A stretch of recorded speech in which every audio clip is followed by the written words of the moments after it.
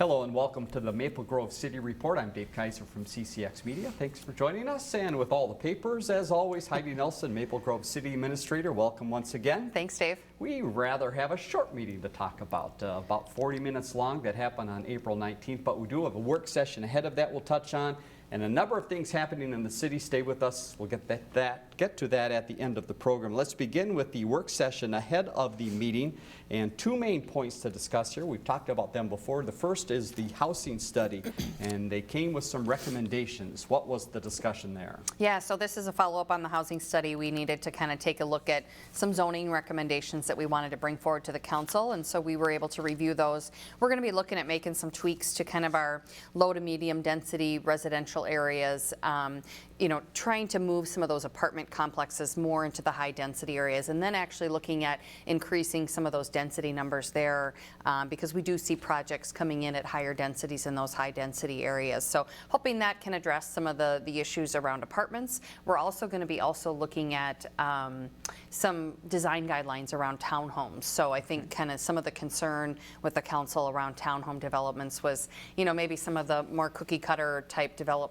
that one term we always hear is barracks, looking type townhomes. And so wanting to look at those architecturally, maybe more articulation to the buildings, that kind of a thing. So more to come on this one. Those zoning changes as well as some of those design guidelines recommendations will come back to the council at a future date. We will keep you up to date on that. The other item covered at the work session was the Main Street Design Review. What was looked at and what are the next steps here? Yeah, so this was kind of our, we had a joint work session with the Planning Commission and the City Council a while back, went back, revised some of the plans and brought forward those options back to the council to get some direction. So we were able to get some feedback from them, and what we'll do now is kind of revise that into one plan. We're going to create kind of a fly-through, if you'll recall what was done at the shops at Arbor Lakes, kind of giving you a better image of what that new design on Main Street might look like. So that'll come forward to the council, and then kind of finalizing that plan, and then we'll move forward with the engineering components of that project, and hopefully get this project underway by late summer. All right, something to look forward to on Main Street. Now to the meeting from the 19th, again about 40 minutes in length. Only one item pulled from consent, and that is an annual event that occurs related to water skiing, I believe. Yeah, so this is the Rice Lake Ski Slalom course, and so this is reviewed by the Lake Quality Commission every year. So Councilmember Jager just pulled that to acknowledge that happening. So if you're driving out on 94 and you see that activity happening out on the lake, it's kind of a fun thing to see. Very nice.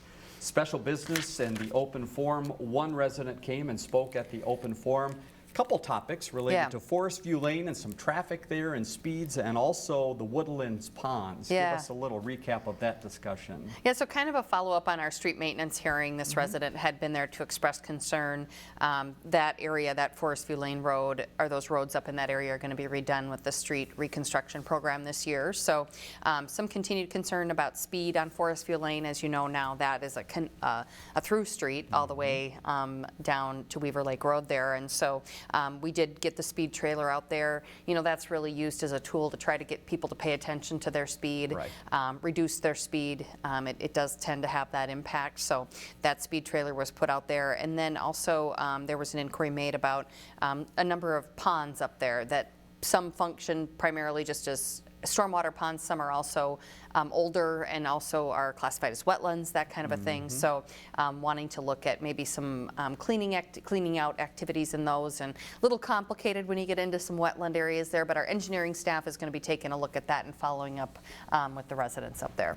Moving ahead, community development, one main item on the agenda, and that was the Shake Shack comes back for some more discussion, and this centers around the drive-through. Yeah, so this one was in front of Planning Commission, went through 2 Planning Commission meetings because there was a lot of discussion about kind of the orientation of the building, the parking, how the drive-through would function, and where the site is located, just kind of north of where Potbelly is, Red Lobster is right there out in the parking lot, and so there's some parking agreements agreements that are already in place that needed to be honored and worked around. And so it ended up kind of in the original configuration that Shake Shack presented. I think it worked best with all of the different moving pieces that are out there. And certainly, the shops is bringing this forward, so they certainly work through those issues with all of their tenants there at the shops at Arbor Lakes. So this will, and the Shake Shack changed and added the drive-through, of course, right. as we move through the time of the pandemic. So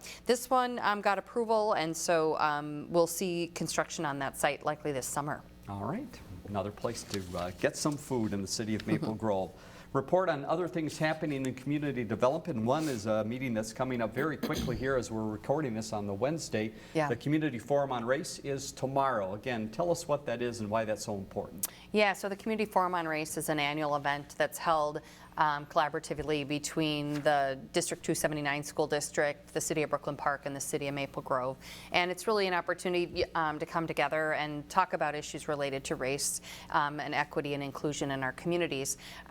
This year, usually we have a keynote speaker this year. Dr. Asia King is going to be the keynote speaker. That keynote is going to be recorded, and so if you aren't able to attend, hopefully you could come back and be able to listen to her message. And then there's breakout rooms where folks can get together, and there's a series of questions that they can respond to. And I think this is certainly timely to the issues that we're facing in the community with the trial coming to a close and the Dante Wright incident in Brooklyn Center. I think the timing is right for this, and we have almost 300 people signed up for this event. So really looking forward to this one. Unfortunately, our city, we have our Board of Appeal that same night, so a few of us on staff as well as the City Council will be obligated to that meeting. Just ended up being the night that was selected for that. So, but that event is going on, and I think if folks are still interested, they could probably get added to the event. It is an online Zoom event, so the information's available on our website as well as our social media about how to sign up. City of Maple Grove's website is maplegrovemn.gov, and again, you can find information there really quickly if you're watching this in one of its earlier showings, or again, look for that recording if it's a later time. A couple other community development items in the pipeline, a few related to apartments. One is senior apartments up by the medical area. Yeah, so this is the senior apartment building that was anticipated up behind the hospital, Minnesota Health Village. And if you've driven up there, the roads are getting really close to getting done. The roundabout looks really nice up there. And so this project is going to be coming forward for Planning Commission, City Council review, and likely would begin some construction this summer out there. Another project with apartments that's had a slight amendment to it is over at the Village at Arbor Lakes. What is that project? Yeah, so this is another senior apartment project, just kind of on the north end of the commercial site at the Village there, just north of Wahlburgers. They're going to be making some changes to the building footprint. This one already had approvals, but they're going to be making some changes to the building footprint, moving the memory care section of this around a little bit. So this one will come back through the process for approvals. One final note made at the meeting on the 19th related to community development is just the ongoing contact with businesses, and especially during this time. Yeah. Really no issues to report in the city of Maple Grove as far as any protests or things happening at businesses, any looting? Yeah, no, we were fortunate to kind of avoid those types of situations. We took the approach of having, we had kind of an emergency schedule in place in response to the trial, and so that provides the opportunity to have more officers on the street. So that was deployed after the Brooklyn Center incident, and we were able to avoid any damage to our businesses. We do try to reach out to them and talk about any concerns that they have. There are some businesses that have proactively chose to board up. You might have seen Walmart doing that, and some of those are generally corporate decisions that are made, not necessarily at our urging or recommendation. And then some of the other businesses that have the opportunity to kind of fortify from the inside, your Lowe's and your Home Depots with big building materials, that kind of a thing. You might, I think Dick's Sporting Goods over there was another one that does some of that. So you might have seen some of that happening around the community. We did not have any incidents of damage or looting to any of our businesses, and things now have kind of calmed a bit. So we'll just continue to monitor here, but so far so good. Next item on the agenda at the 19th was Public Works, and you had an update on 610, talking about design. Where are we in this project now? Yeah, so this is, another step in our 610 completion project, and this is really authorizing staff to move forward with the final design and some soil borings out there that help us getting prepared for this project. I think our goal here is really to make this project shovel-ready, shovel-worthy, not only from a MnDOT perspective, but also we're pursuing other kinds of funding through Hennepin County and and federal government. There's some new federal funds that are available for transportation projects, and so we just want to continue to move the ball forward on this project. And so when we get all the funding pieces put together, we can get going on the construction. So another big lift by the city here on this project, but this is our top priority from a transportation perspective. So we continue to move the ball forward. Once the project is funded and moves forward, then these design dollars would just become part of that overall project funding. Very good. One other engineering update. Speaking of transportation, Sycamore Lane going to see a little extra guest for a while, which means some lane closures. Yeah, excuse me. So they have a pretty significant crane over there that they've set up. As you know, Upshur Smith is working on an expansion project over there, so they're had a crane put in place. I guess Ken was telling me that it was taller than the water tower when you came up 494. Okay. So they needed to do a lane closure to kind of offset some of the weighting for that crane. The Sycamore Lane's still passable in both directions, but we've just had to narrow things up a bit. Very good. You had a few updates at the meeting to finish the meeting up. First was the Board of Appeal. You mentioned it earlier. Again, that comes up on the 22nd. And what, again, for residents is that event?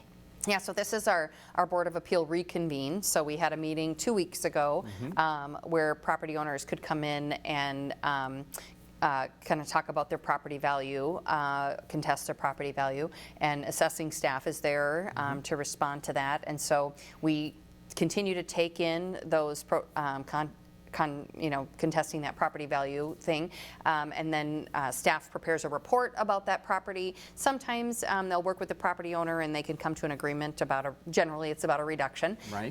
And then those that the assessing staff is recommending that they stay the same, those come forward to the Board of Appeal, to this reconvene meeting, and then the council, acting as Board of Appeal, makes decisions about those property values. Property owners also have the opportunity to go on to the Hennepin County Board of Appeal and continue that property valuation appeal process. So that meeting is going to be Thursday night, April 22nd at 7 p.m. at the Government Center. Okay. It's available in a hybrid format, as well as we do have protocols in place that you can come to the Government Center if you like. Final note from the meeting was a look ahead to May 3rd, not only a council meeting that night, but also a work session. What will be the topic of that session? Yeah, so this is going to be another joint Park Board City Council work session. We continue to advance kind of the pre-design process for the community center expansion, rehabilitation, or renovation project. So we're continuing to move that forward, and this is just another check-in kind of in that pre-design process. And as a reminder, the pre-design process is really for the state bonding process. Right. We've pursued that in this legislative session. It doesn't look like there's going to be any local projects in any bonding bills this year, so we're preparing for the 2022 session and submitting that information into the formal state bonding process. So one more check-in on that before we have to turn that information in probably by early June to the state. So that brings the meeting of the 19th to a close. Again, it was about 40 minutes in length. The next meeting is May 3rd. We'll give you that information in just a few minutes. But now, while we have some time, let's talk about some other things happening in the city of Maple Grove. And the first is Code Red, just a reminder for residents to get involved in that process and be signed up. But also, it has been in action as well. It has. And one of the triggers to this, of course, was last year in May during the unrest when curfews were issued or information needed to get out to the community. We really felt the need to have something that allowed us to provide emergency notifications to residents and businesses. So we, went through the process of looking at a variety of different systems and landed on Code Red. We went forward to implement that earlier this spring and provided information out about how residents can sign up to be part of that. If you have a landline still in Maple Grove, you'll automatically get a call with information. And if you've received a call, you've probably heard Tim Bush, our fire chief and emergency management director, his voice on those messages. So if you want to sign up for this, it's available on our website. If you just go to the website, there's a little section called I Want To. Just type in Code Red. It'll direct you to some directions about how you sign up, and you can select to get text messages or a phone call or an email, all of those different ways that you want to get that message out. And we did use it. So after the Brooklyn Center incident, then on Monday night, of course, the governor declared a curfew, and we were able to share that information out for the community over Code Red. And then on Tuesday night, we were able to also share that out when we in Maple Grove declared a curfew. Started later that night, but we wanted to get that information out to our residents and business community so they knew what to plan for. So it's been a pretty useful tool for us in recent weeks. Once again, go to the city's website to find out more about ways to get involved with Code Red. Recreational burn permits, again, reminder for residents, time of the year to renew that permit or get one if you've never had one. What does that help the residents with? Yeah, so this is recreational burn permit, and it's a free process. It's available on our website. We just ask people to go on and fill out the information to get a burn permit. Our goal here is just to provide good information and education to our residents about kind of what the rules are around very popular recreational fires. One other item from the fire department is rescue boats. Understand time to replace a few boats, and this is coming in handy with all the water in Maple Grove. Yeah, so we just replaced our rescue boats. These replacements were for a 1983 Lund boat and a 1999 Zodiac boat. So this allows us to continue to provide timely water response on our lakes. Speaking of the roads, we talked about 610 a few moments ago in the council meeting. Now let's talk about 94 and the work happening there. How are we doing on the project in total, and also some of the lane changes that are happening? Yeah, so we're getting ready for those lane shifts here April 22nd. So we will have 3 eastbound lanes will be operating normally. As you'll recall, that eastbound lanes were reconstructed this last summer, so those are really nice if you're driving out there eastbound into town. And then we'll have 1 westbound express lane, which is no exits between Weaver Lake Road and Rogers, and then 2 westbound lanes operating normally where you can exit in Maple Grove. And just of note, they have reduced the speed limit to 60 miles per hour out there. So just really encourage people to slow down. We gotta, even now there's a lot of folks working out on that corridor, moving cones around and things, and so encourage people to slow down and give the construction crews some space. And this configuration of this lane shift is expected to last through August. And then ramp restrictions at Fish Lake Interchange are expected in mid-June. The westbound ramp restrictions at Weaver Lake Road are expected mid-July, and Maple Grove Parkway after that. So if you recall, we had some restrictions on those local access points for a while last summer as they reconstructed those ramps, and that'll occur again as we move into the summer months. So the message, keep your eyes open as you travel through that stretch of I-94. Yardway site, one of the most popular sites in the city of Maple Grove. Yeah. How is this a big benefit to the residents, and where again is this located? Yeah, so the Maple Grove Yardway site is open. They take grass clippings, leaves, and other yard waste. They're open Monday through Saturday from 8 a.m. to 7 p.m. and Sunday from 11 a.m. to 7 p.m. The site is located just right off of Maple Grove Parkway, just north of 610 there. If you live in Maple Grove, you just need to bring your ID to show your residency, and then it's free for you to use. Very good. A few other tips related to the lawns if you're out there cleaning things up. A few lawn maintenance tips. What would the city like residents to know? Yeah, it seems like we're getting ready to mow grass a little bit earlier this year than we have in past years. But just a reminder, our city code limits the height of grass to a maximum of 8 inches. And then dealing with any noxious weeds as well, those need to be attended to.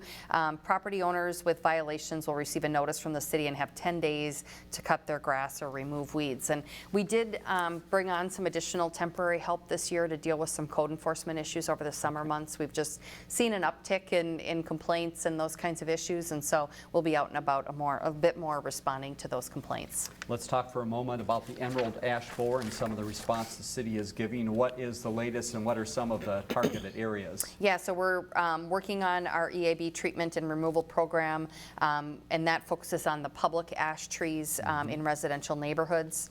Currently, our tree inventory suggests that we have probably about 3,600 public ash trees in Maple Grove and right away in residential neighborhoods. So pretty significant impact. Right now, we're focused on 2 areas that have a pretty high infestation rate, and that's in the Rice Lake area as well as the Boundary Creek area. So you'll see some trees coming down out there, and then depending on how the disease progression is with the tree, we're going to look at treatment in some areas, but certainly removal in other areas. And you know, not only are there trees in the right-of-way that are ash trees, but certainly there's ash trees in private yards. And so as people are dealing with issues with ash trees in their yards, we do have information available on our website about kind of working with a couple of tree companies that we're working with. They'll extend some rates, you know, resident rates to you.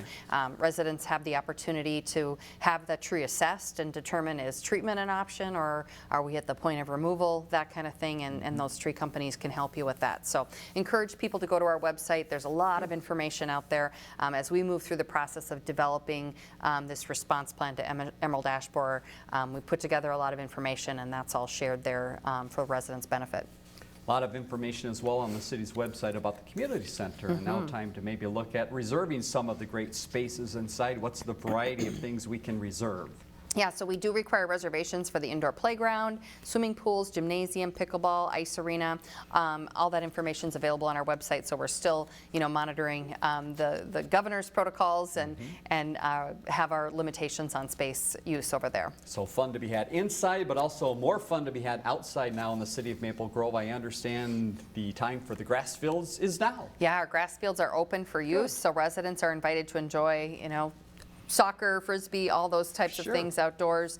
The Maple Grove Sports Dome is scheduled to come down. I believe it's coming down this Friday, and then the facility should be cleaned up and ready to go by right around the 1st of May. So you'll see that activity in the coming days here. And if you are interested in some of the programs that go on in some of those fields, this might be the chance for you. Registration coming up for those programs. Give us a couple dates and programs that are in the line. Yeah, so May registration for summer parks and rec programs. May 4th, sports and our 55+ programs open up. May 5th, general recreation, and then May 6th, swimming. So a lot of activity that first week of May to get people signed up for summer activities. Very nice. Lots of information on the city's website and ways to get out there and have some fun.